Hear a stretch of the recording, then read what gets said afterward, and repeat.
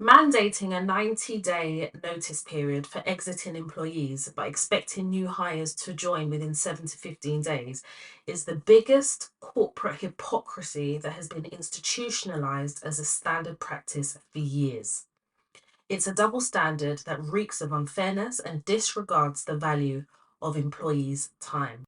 And that was posted on Instagram by handle Batolin Korea. Hey everybody, welcome to this week's episode of the Toy Talks podcast. How are you doing? How is life?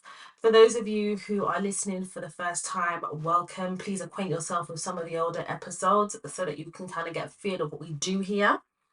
And if you don't know who I am, my name is Toya Washington. I teach, educate, and advise women how to navigate the world of work and highlight the path of our success. I speak to Black women first because I am a Black woman.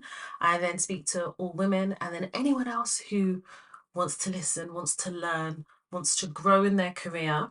I have been a commercial contract manager for over 10 years and I've worked for a number of well-known organizations, one of which Goldman Sachs, another PwC, the list goes on.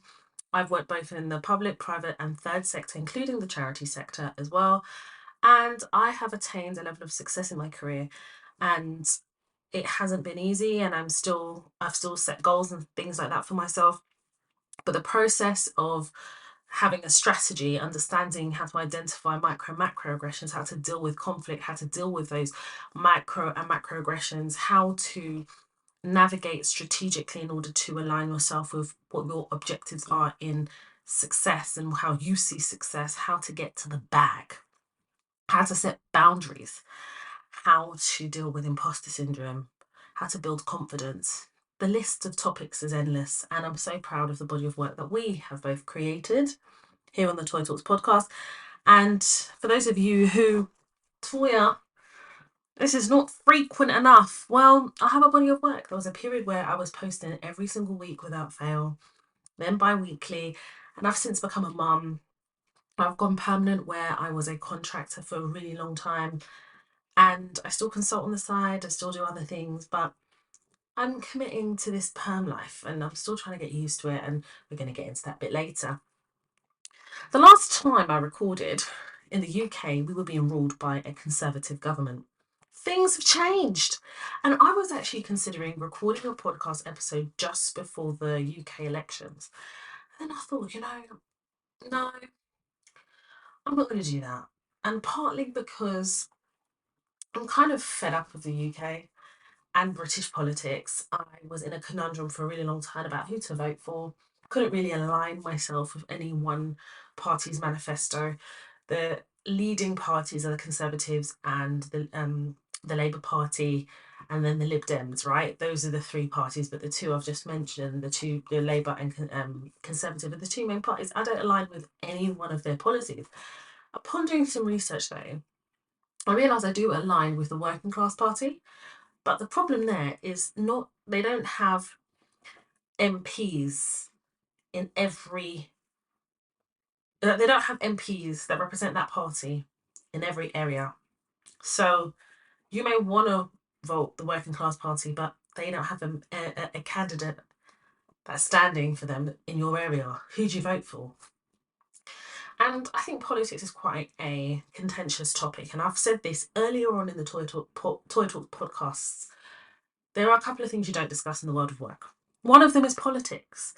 Because also, when you start having the discussion about politics, you actually start unveiling certain things about people, some of their racial inclinations. And while some of you may think, well, I need to know who I'm dealing with, I don't always think the world of work creates a safe space to speak about politics. Because people will judge you based on the things you say, they will make assumptions. And also, there is a certain veil that I don't mind having in the world of work when I know you're racist and you are, aligning yourself with a racist party and then coming to talk to me about equal ops when you yourself. I just don't want to unveil what I already know and use politics to. I can't. I just can't. I have problems with Keir Starmer. The Labour Party and Keir Starmer, under the leadership of Keir Starmer and Keir Starmer himself, in my opinion, hate black women because you can't like black women and treat Diane Abbott in the way in which she has been treated.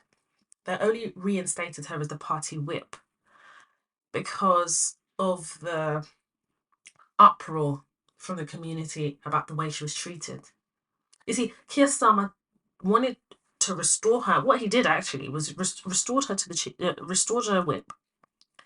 So basically, restoring her ability to be an MP, basically, and representing the constituency in which she does. But then not allowing or taking his time to make a decision about whether she could stand as a Labour candidate for her constituency. And what he was doing there is trying to appease the black community by reinstating her, but stop any future of her having any further dealings as an MP and basically force her out. And we see that all the time in the world of work, where maybe they have suspended you, they bring you back, but they're forcing you out, that type of thing. And that's exactly the situation with Diana. But anyway, she was able to stand as a candidate in a constituency. I think it's Hackney and something North or something, I don't know, East London. And she won her seat. And I think it's 10 years running, or just over 10 years. And I think it's amazing. But I wish I could sit down and have a conversation with Diane Abbott, maybe when she retires or if she decides to retire, because I'd like to know from her. I get it, you want to stand to represent the people, you're passionate about being an MP, I get that. But there's a level of abuse in which us as black women, we take on a sustained level. And sometimes for your mental health, it's just better to walk away. Because once you lose your mental health, that's it, you've lost everything.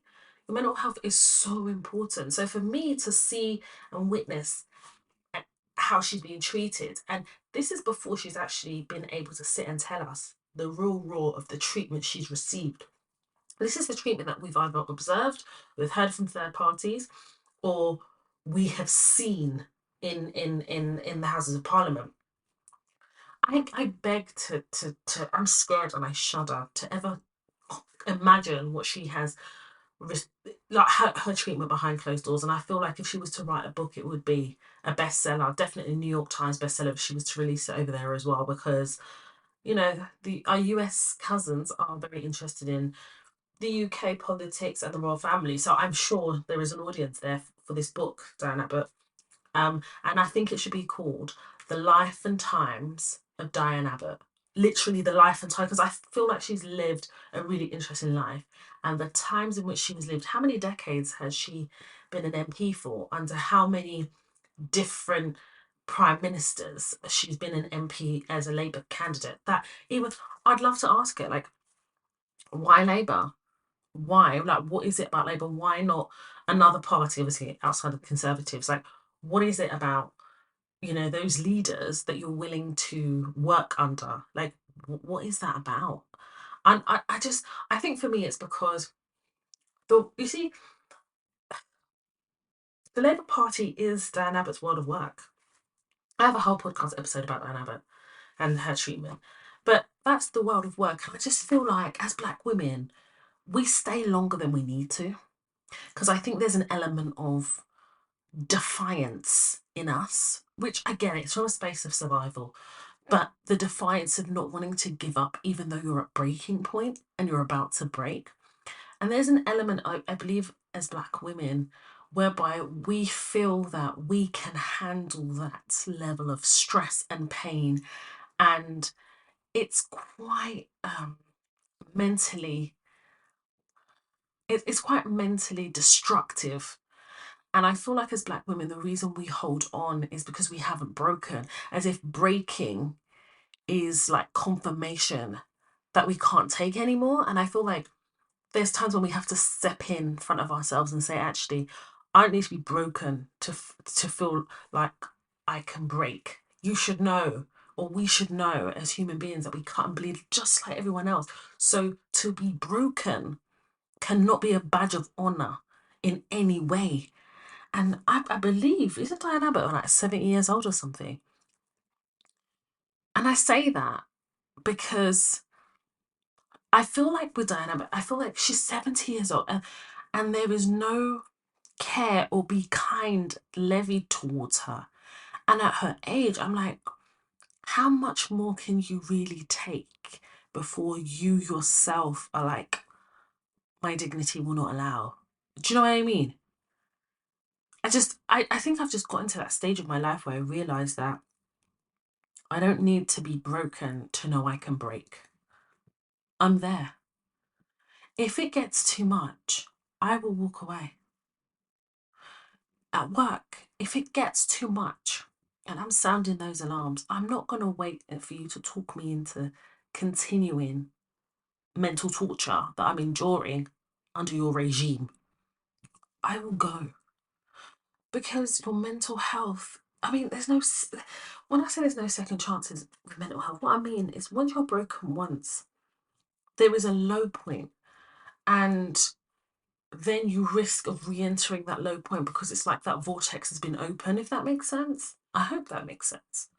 Because god damn. I'm really happy for her. She stood as an MP. That's what she wanted, and she fulfilled that. But I just always wonder to what cost. Before we get into Rishi Sunak, because we need to learn some lessons, can we talk about Kendrick Lamar? They're not like us. Do, do, do, do. They're not like us. You're probably a minor. Sorry. Listen, who was it that was telling me they always feel like Drake is being bullied by the industry? Well, if he is being bullied, I don't think he sees it that way. He is so desperate to be a roadman. It's just weird, personally. And when he is in his mansion talking about everyone's wives, girlfriends, mamas, I don't think that sounds like someone being bullied, baby. But you see Kendrick Lamar, I need to know what star sign he is. I feel like he's giving Libra vibes because Kendrick Lamar is he exudes. Like in the Bible, it said God said, "Vengeance is mine." Kendrick is like, "Oh, I can't wait on you, God, because I need to see vengeance in this lifetime." As Michelle Obama said, "When they go low, we go high." Kendrick Lamar says, "No, when Drake goes low, I'm gonna go to hell." Apparently,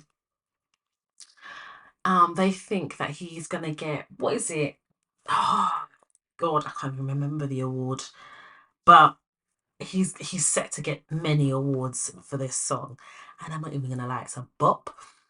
The lyrics are amazing, and Drake, I'm gonna need you to understand, yeah.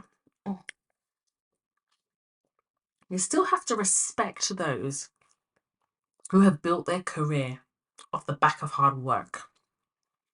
You were brought in through a buy-in of Lil Wayne.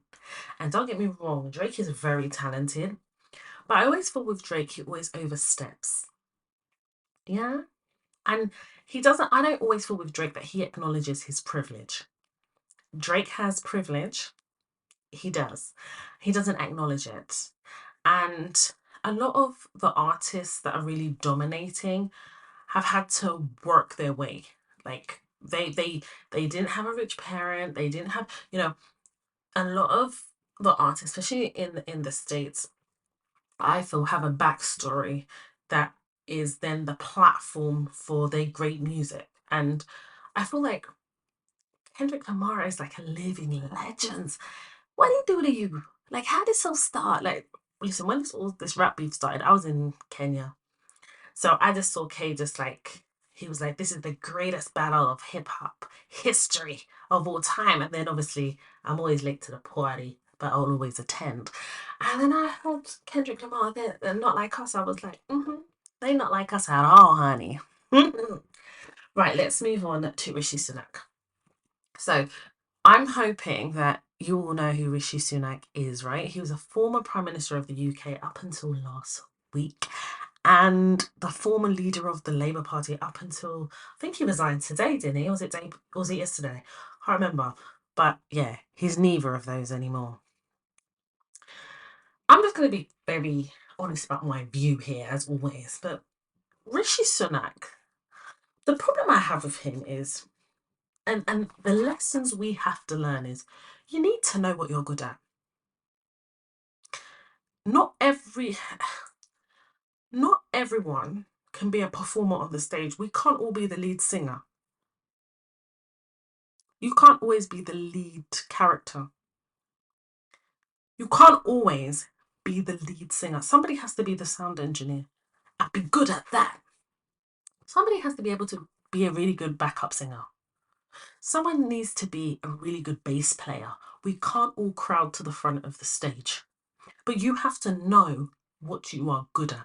Rishi Sunak was never the first choice to lead the to lead the Conservative Party. Sorry, I hope I didn't say he was a leader of the Labour Party. Sorry, he's a former leader of the Conservative Party. Is what happened. Balancing career and life. I feel like the problem with Rishi Sunak is he got too big for his boots. I think he always wanted to be the Prime Minister, and that's why even when he was the Chancellor, I believe that it was not the Chancellor of Exchequer when Boris Johnson was the leader of the Conservative Party and the Prime Minister. I think the way Rishi Sunak did Boris, he did him dirty. And one thing is, when you do people dirty like that, you put a seed of karma in the world and you're going to get it back. And I feel like what's happened, the level of humiliation, the landslide historical victory of the Labour Party is testament to the fact that Rishi Sunak, people do not like you. You were not elected by the people. And you was not the first choice to be elected as a Conservative Party leader. It was to what's this woman's name? I was gonna say to Rizami. I can't remember. Listen, the lady that was the Prime Minister of the Prime Minister of the UK and the leader of the Conservative Party. Liz Truss was the Prime Minister and the leader of the Labour Party for less than a week. I believe it was maybe just shy of a week.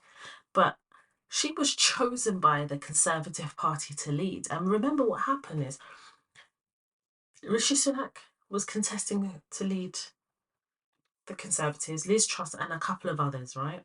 Then it came down to the wire where the Conservative Party had to choose who they wanted to be leader. And they rather chose a white woman who would be the second female Prime Minister of the UK, and Rishi Sunak. This is Rishi Sunak that also said that he is a poster child of the example that racism does not exist. This is what this man said. Then I can't remember the part. Oh, there was these demonstrators. They broke into his house, which, to be honest, I think is disgusting because Rishi Sunak has small kids, and they took a dump in his pond, and then called him the P word.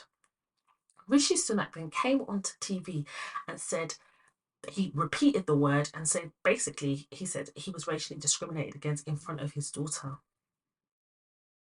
and I was like, Rishi, hang on a minute. So racism doesn't exist because you're the poster child, but you've now experienced racism and now suddenly you see racism. And this is the problem with Rishi Sunak, the lack of consistency of character. You then become the leader of the Conservative Party because Liz Truss resigns. There was nobody else that could have possibly taken over her job. Then you take the role as if you had been elected as if you were the first choice, and you forgot yourself. You forgot that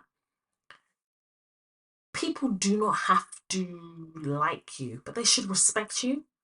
Because respect, on its bare bones, is people believe that even within you, you stand by a certain set of principles. And for me, Rishi Sunak does not exhibit that. He doesn't exude leader to me at all, anyway. And the reason why he was very reluctant to call a general election is because he knew that he wouldn't win. But I think what he was more gobsmacked at is the landslide victory, and it broke records in terms of the amount of seats that the Conservatives actually lost. I think they said, is it 1882 or whatever, 1980 or whatever the year, but you know, this is basically the Labour have a massive, strong majority in terms of seats in the Houses of Parliament. And the Conservative Party have basically, through the voting public, been told we do not want to. Now, it was a bit lazy of the Labour Party, I'm not going to lie, by saying vote for change when 14 years on the Conservative Party is a long time. So kind of, the vote for change thing, I thought, oh, come on, it's a bit lackluster. Find something else. But I digress. Rishi Sunak is the example of wanting to be a leader so badly, but not actually having the ability to lead, not being able to inspire people to want you to lead the country. Rishi Sunak was, even the Rwanda plan, right?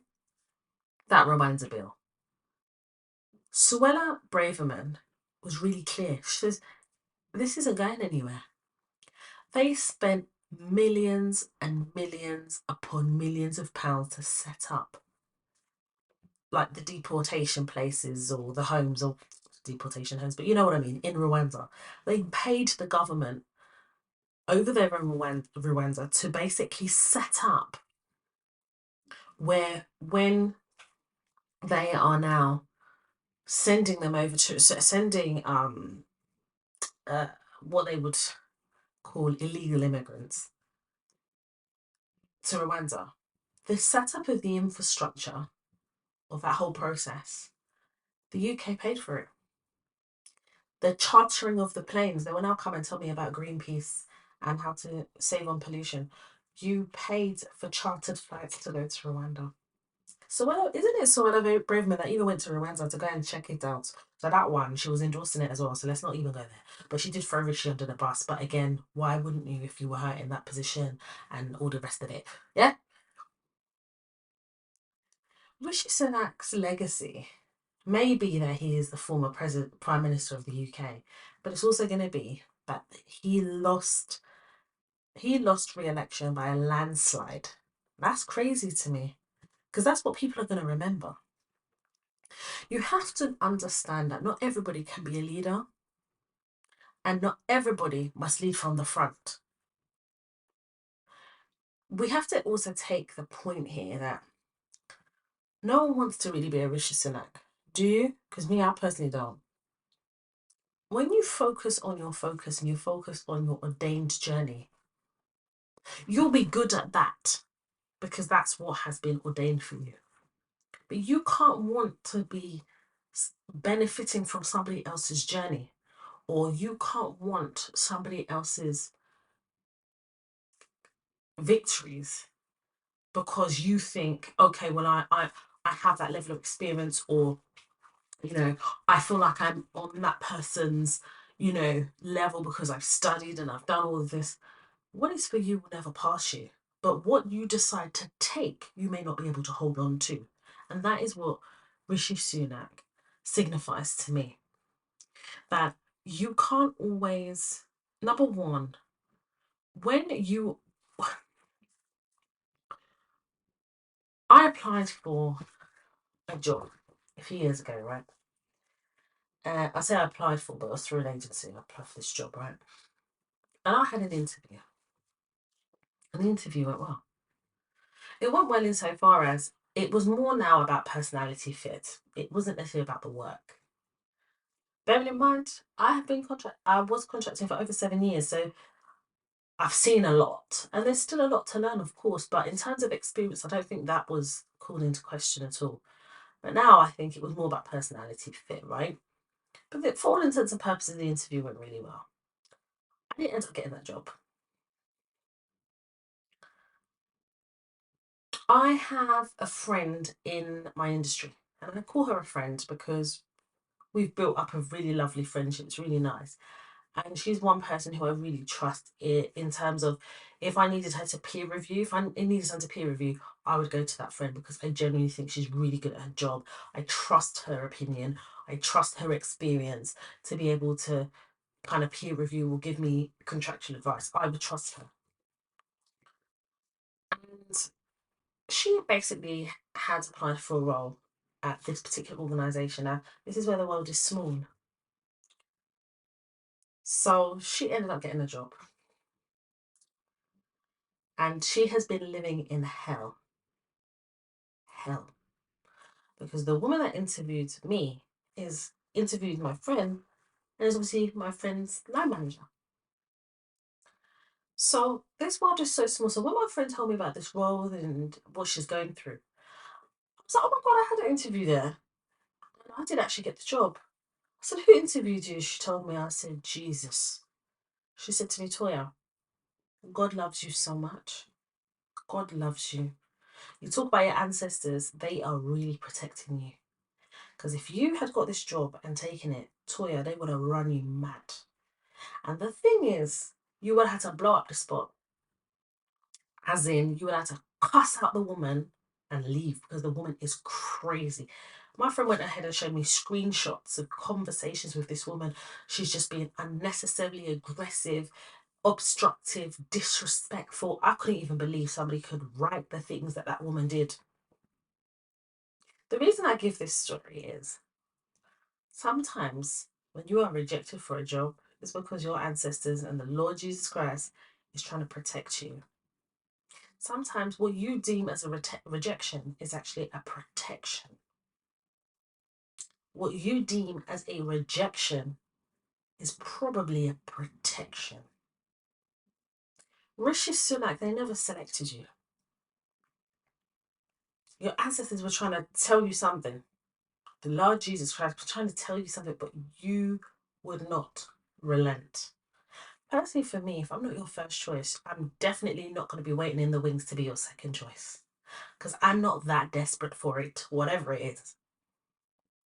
He was not selected by his own party to lead them. He was not the first choice.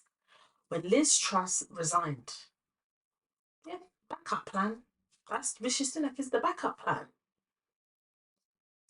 And now his legacy has been tarnished by the fact that he lost the party leadership when it came to the people to decide.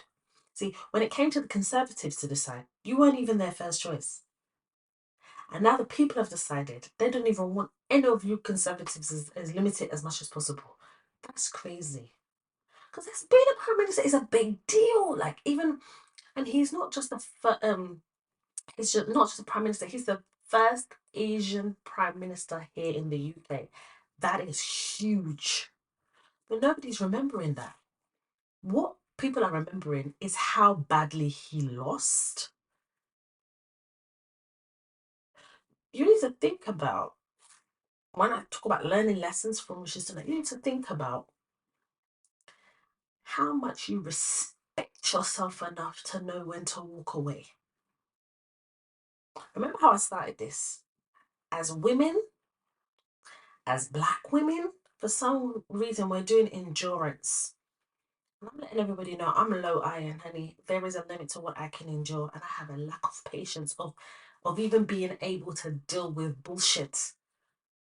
I love myself enough to know my worth, and I place value on my worth. And that means placing value on my worth is also extracting myself out of situations that do not serve my purpose and objective in life.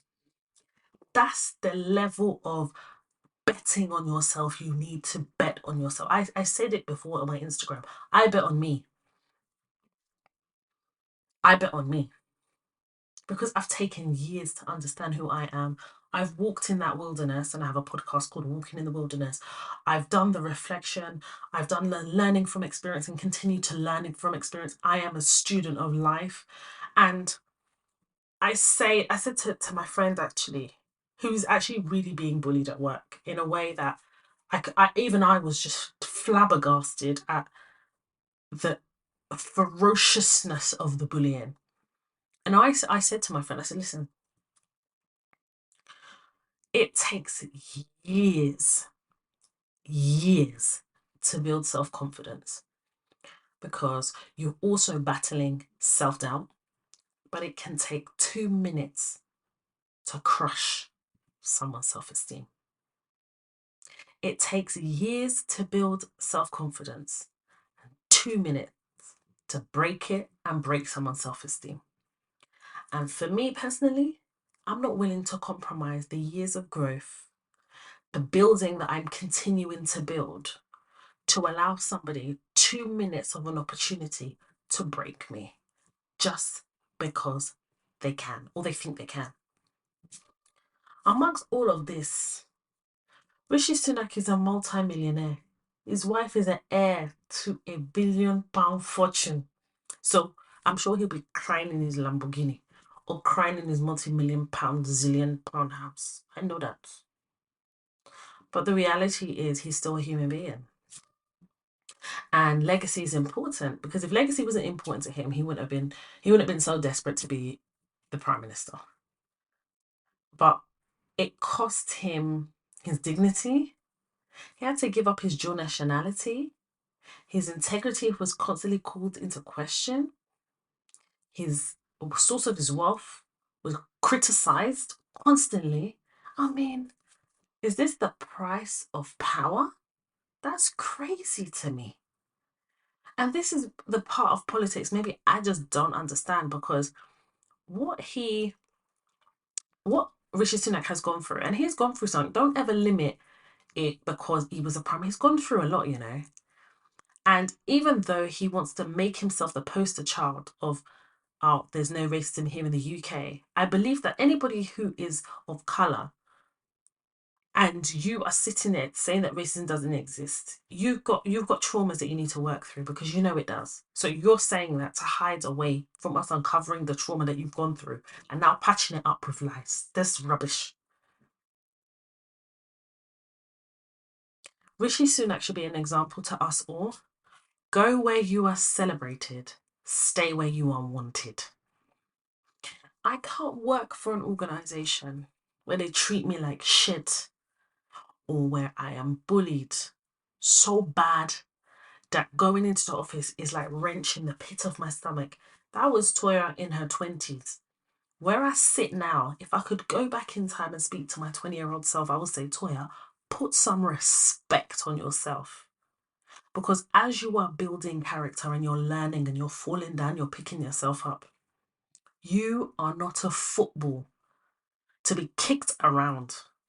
You should not feel that you're building resilience, or you're building anything by taking abuse. It doesn't. Taking abuse does not build character. It crushes character. My friend that's being bullied.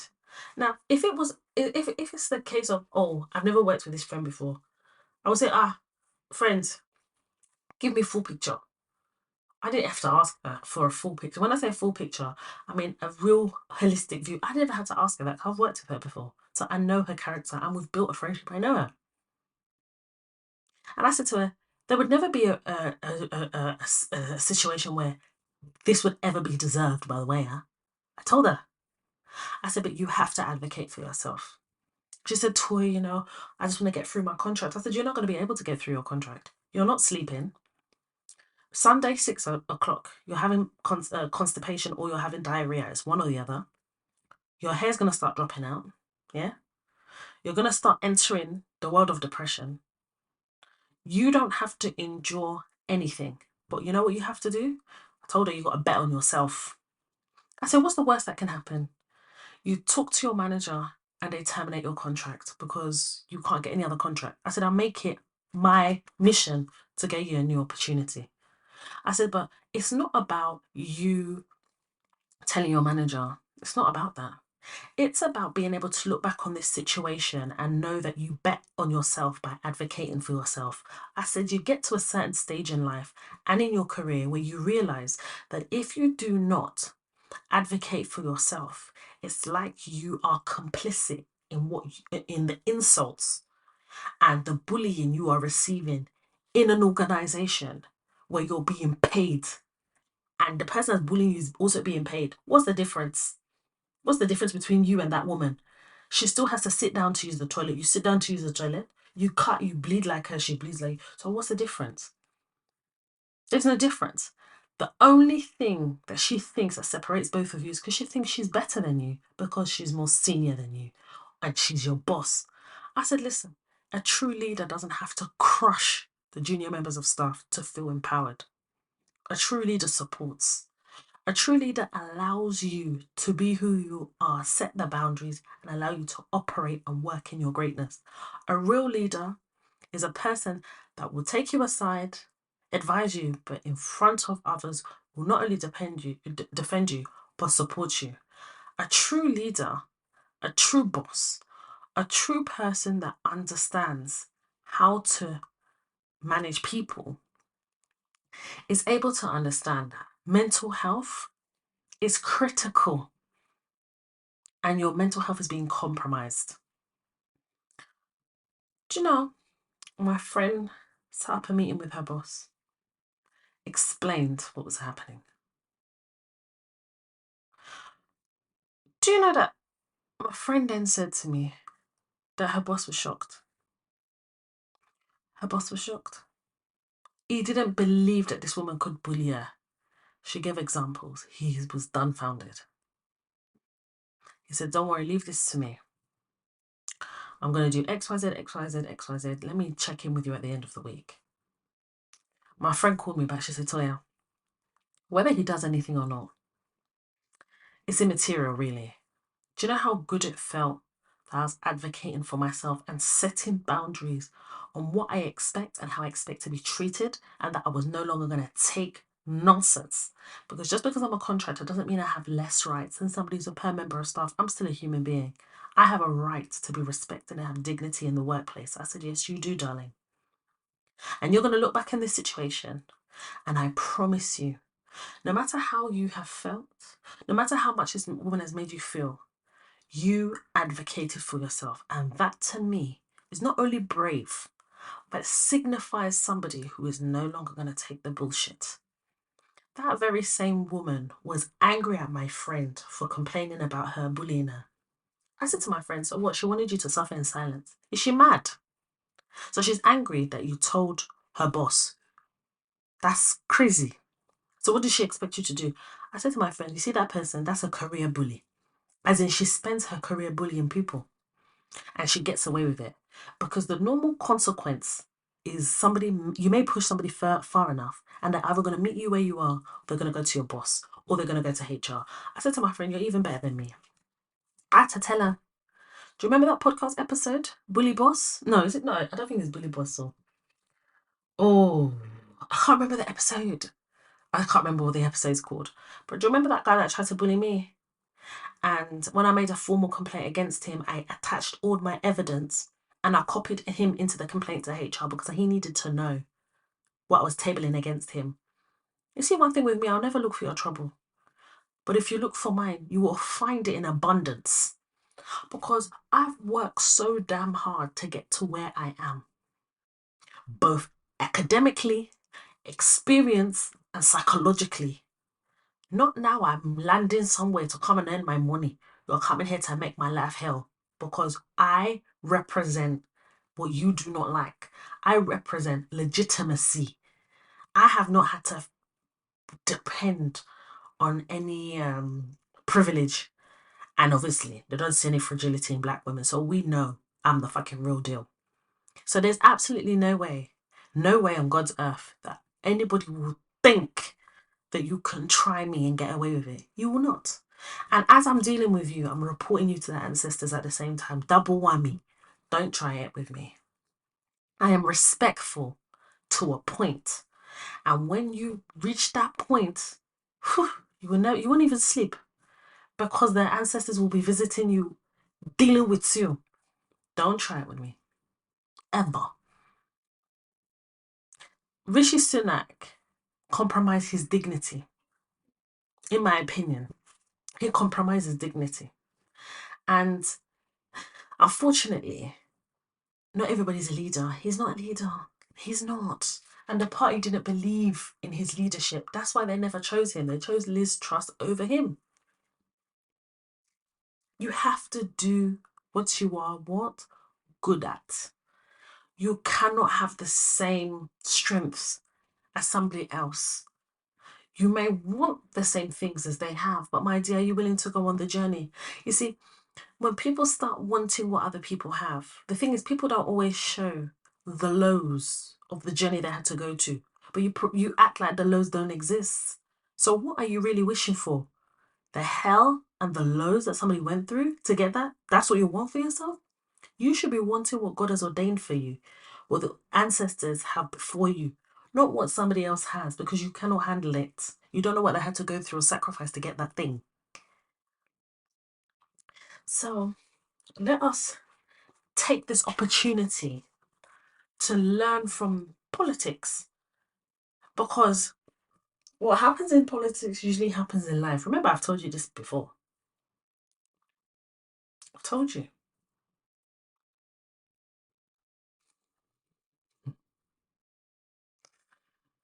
I had a meeting today, and I'm in my oversize era. Okay, my oversized shirts, and I was sharing it today on Instagram that my fashion has completely changed. And I think part of it is getting older. I think part of it is knowing who I am, being comfortable in my own skin, acclimatizing to my new body post birth, and really just I have a big passion for fashion. I love fashion. I could talk about fashion all day. And some people may not know this, but I really love fashion. And actually, on the weekend, I went into London with my daughter and my husband. And I've always been saying to Kay, I want to change up my fashion. I need to clear out my wardrobe. I've got so many things that they're no longer my style. I'm holding on to clothes that don't fit when I know I'm not going to lose that weight to be able to accommodate that outfit. And I could just never find anything. And I'm done with Zara. I'm done with Mango. And it's like that higher end, high street, fast fashion. I'm done with it. I don't want to look like a clown. I don't want to wear something and somebody's. I, and I'm really into sustainable fashion. I really wanted to have some capsule pieces. And when I say capsule pieces, I mean some timeless pieces that you can just re-wear and wear with different things. And for me, fashion is a form of expression through clothing. That's what it is, right? And you get to play around with it and you get to, you get to play with colors. And I love that because I don't wear that much color, but now I'm going to be wearing a lot more color. And I say this to say, so I had a meeting today. I remember I told you in the last episode there's a woman that keeps checking for me. Do you remember I told you guys? See, one thing with me, I observe people. I do my due diligence. I have a podcast episode called Due Diligence earlier on in the seasons of the Toy Talks podcast. Go and listen. Because I live by what I teach. You all know that. So I'm in this meeting now, and the meeting's with the rest of the team. And the colleague that's always checking for me, she said something today. She says, Toya, have you just rolled out of bed? Are you in your pajamas?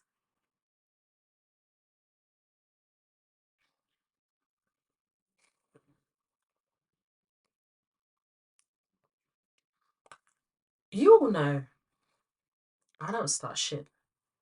I really don't. I mind my business, you know. I really mind my business. And I'll tell you why. Because I'm never the one. So, since I know myself, it's better that I'm just focused on myself. You understand? I'm never in a puzzle, never in a work thing, never. It's not me. But when you make me your focus, when you come for me, you're going to set the stage for your own problems. So I stood up. I said, this is an oversized shirt. I said, I can't believe you would ever even think that this looks like a PJs. Like, then she was laughing. So I was like, okay, I'm going to laugh with you. I'll get her. Since you want to check for me, what she did there is she done two things. She tried to embarrass me in front of the team, and she wanted to plant a seed where they will now think, ah, Toya really rolled out of bed. So in a way, she's trying to insinuate I'm lazy, not based on anything than what she thinks I'm wearing. That's number one. Number two, she's testing me. She's testing me. She knows the boundary, but she's testing the boundary like a small child now. You tell the child, don't put your hand there. You look over there, the hand will be hovering. Say, don't put your hand there. Sometimes you have to be strategic. I'm gonna get her. And you know one thing with me, better not look for my trouble. Because when the trouble come, you will not know how to deal with it. See this lady that's always checking for me. She went on to make a comment. So, um, obviously they know I've got a child. I don't hidden that. Me, I don't have to hide that. We're all perm. Let us perminating. Mm-hmm. But I'm very guarded. I don't really share. Apart from I've got a daughter. They recently found out I was married. I don't know. My ring was it not shining that day? Me, I don't know. This same woman said she was talking about something, and she was saying, "Oh, Toya, I bet when your daughter starts losing her teeth, you have a Tiffany set.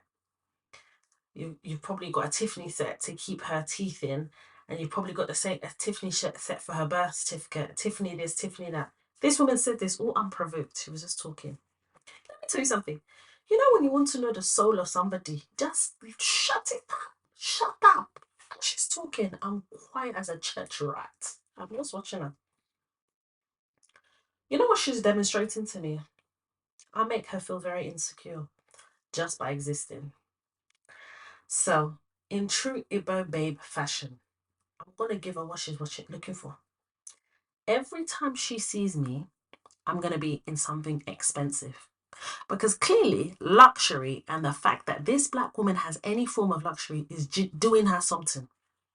Why would you even say, I've got a Tiffany? I don't even have a Tiffany set for my daughter. Where did you get that from?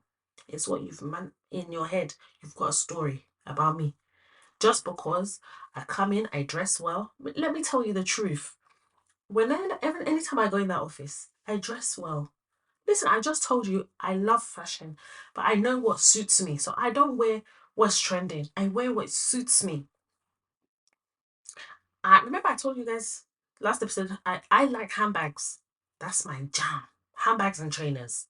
I love exclusive trainers. I have a lot of nice trainers and I have a nice handbags. I worked hard for that. I'm telling you, no one can tell me I haven't worked hard for mine. I've worked hard for it. If I want something, I save for it and I will have it. Black women, let us stop having to justify our luxuries. I think when you question a black woman about her happiness and the source of her happiness and her luxuries, it's a microaggression that's laced in racism. That's the truth. But they're not ready for that conversation. This woman is checking for me. Oh, she's checking for me. I'm listen, you know one thing with me. When my mouth is ready to bazooka, it's a wrap. So I'm playing a game with her. I'm letting her off her mind. Off her mind. And then I'm gonna do her. Since the things that I'm not even making a big deal about is a problem for you, you're gonna suffocate then. Every time you see me, I'm going to be in something expensive.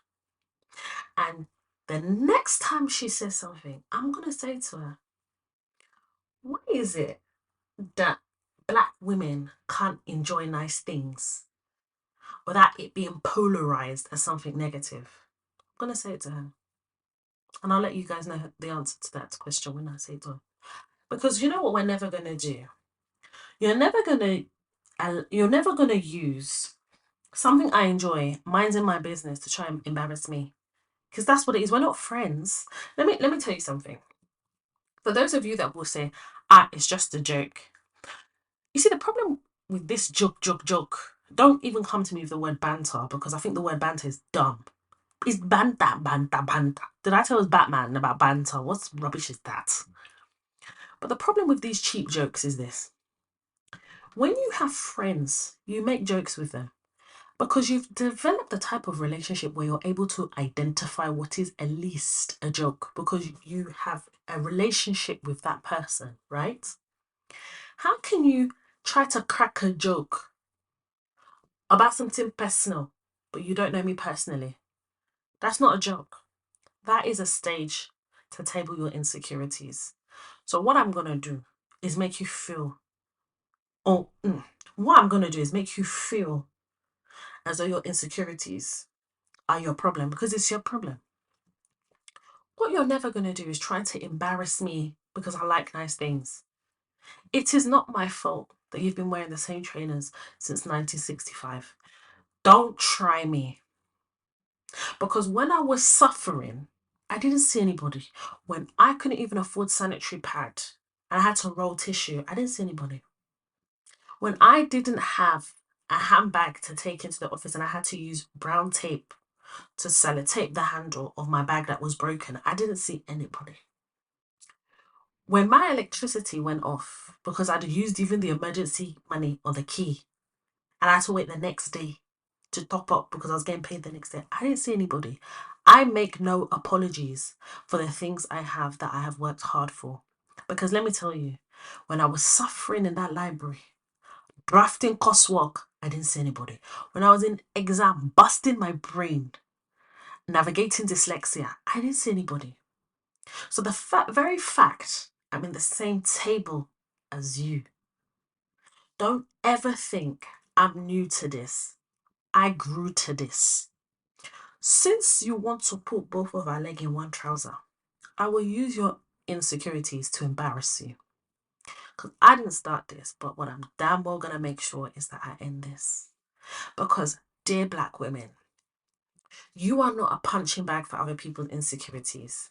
You must go where you're wanted, you must go where you're celebrated, and you must put your mental health first. Because what we're not about to do is allow people to continuously use microaggressions to abuse us. Why must you allow somebody to play table tennis on your emotions? If this was 20-year-old Toya, this woman would say this. I will now send her an email. I would drag her in my 20s because in my early 20s, I had no chill whatsoever. In fact, ice cream will melt because there was no chill. I was always hot. But when I understood how to get my emotions in order and be strategic, that's when I started experiencing success. So you see this woman, people say, oh, yeah, she's just trying to be friendly, get to know you. You don't know me. How can you be friendly? You're not my friend. Why can't we keep it professionally cute? But since you want to go down that avenue, let's that. I'm a Nigerian Igbo babe. Let's not forget it. I like to respect people, because me, I like my respect. But don't disrespect me because I'm being polite. Ha! Because what happens is if you don't nip these things in the bud, everybody around will not think they can operate like that. Do you know I have a friend? She is embarrassed to wear her wedding ring because her colleagues kept talking about how rich her husband must be or whatever. So she felt self-conscious that they were now judging her because every time she will go to work drinks, they'll make her pay. She came to tell me. I said, you know something, you're not a serious person. I said, so you go engage, married, suffering to get to where you are in life, and your colleagues are making you feel uncomfortable with your wedding ring, and you're going to after work drinks and you're paying for them. I said, it's not your fault. I said, you got too much money because me, you can't catch me. I said, when you go there, that's when they find time to disrespect you because you haven't even put boundaries on your time. So they think that you're just international football. They will cuss you in the UK office, cuss you in the Canadian office, cuss you in the Australian office, and you're coming to tell me. I said, babes, physician, heal thyself. You need to claw this back, babes. Gone are the days where black women have to justify their luxuries. That is laced in microaggression. I said it's akin to saying that you shouldn't have nice things because you're a black woman. Well, I mean, excuse me, what's my race got to do with the things I like? I want her seriously. I said, hey, sort this thing before they disrespect you in such a way that you can't come back from. Dear black women, I hope that we understand the messaging I'm trying to say. Not just black women, women in general.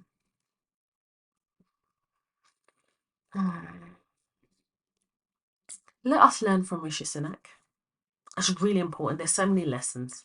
The themes that are brought out are just tip of the iceberg of the things to learn. Let's learn from our mistakes. Let's continue to be students of life. And more importantly, let's learn to prioritize our mental health because women, we do not do that. We don't do it enough at all. Because we're too busy doing endurance while trauma is doing assurance. Sorry. Anyway, I'm going to leave it there. Hopefully, you've enjoyed this episode. Hopefully, you can share it, discuss it in your group chats, tweet it. Hopefully, that it's been able to resonate with you and you're able to pick something. And even if you just learn one thing, I'm grateful. Thank you for all your support. Thank you for your love. Thank you for your commitment to the podcast. Thank you for all the re-listeners as well, because I know some of you re-listen to episodes, take the learnings, and go out there and shine like the stars you are. And I'm so grateful that I'm able to provide, a platform where we can feel safe and we can talk and we can grow and we can teach and educate as we navigate the world of work. Because the world of work is a navigation, honey. You think navigation is just restricted to GPS? Where we're slaying lions and tigers and bears in the office. We are navigating it though. Anyway, until next time, my name is Toy Washington, and you have been listening to the Toy Talks podcast.